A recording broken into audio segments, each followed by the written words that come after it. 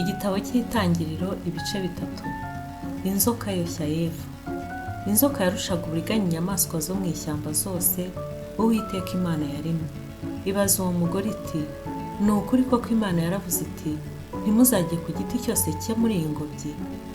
Uwo mugore arayisubiza ati, imbuto z'ibiti byo muri iyi ngobyi twemererwa kuzirya, keretse imbuto z'igiti kiri hagati y'ingobyi n'izo Imana yatubwiye iti, ntimuzazirye, ntimuzazikoreho mutazapfa.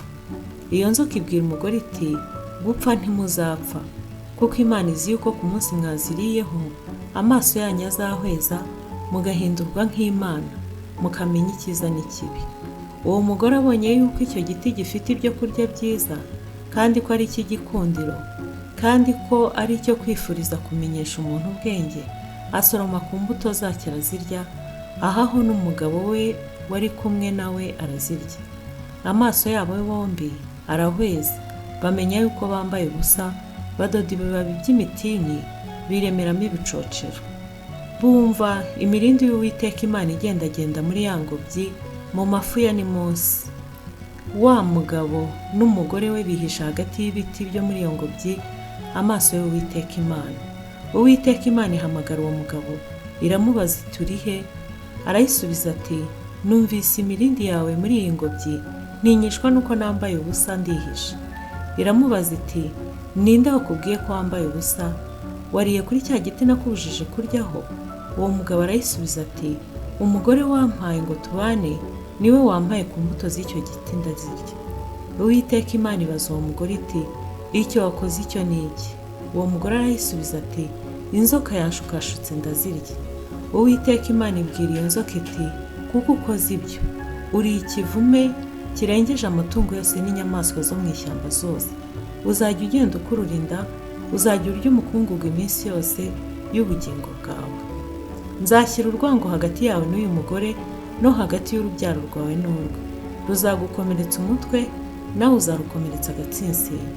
Kandi Uwiteka Imana ibwira uwo mugore iti, kugwiza nzagwiza cyane umubabaro wawe ufite inda, uzajya ubyara abana ubabara. Kwifuza kwawe kuzaherera ku mugabo wawe, nawe azagutwara.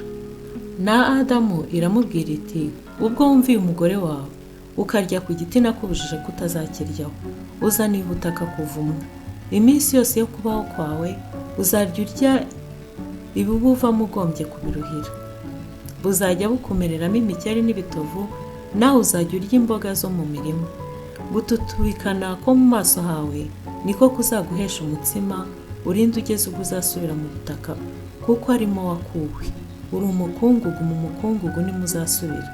Uwo mugabo yita umugore we Eva, kuko ari we nyina w'abafite ubugingo bose. Uwiteka Imana iremera Adamu n'umugore w'imyambaro y'impu, irayibambika. Uwiteka Imana iravuga iti, dore uyu muntu ahindutse nk'imwe yo muri twe ku byo kumenya icyiza n'ikibi. Noneho atarambura ukuboko agasoroma ku giti cy'ubugingo, akarya akarama iteka ryose.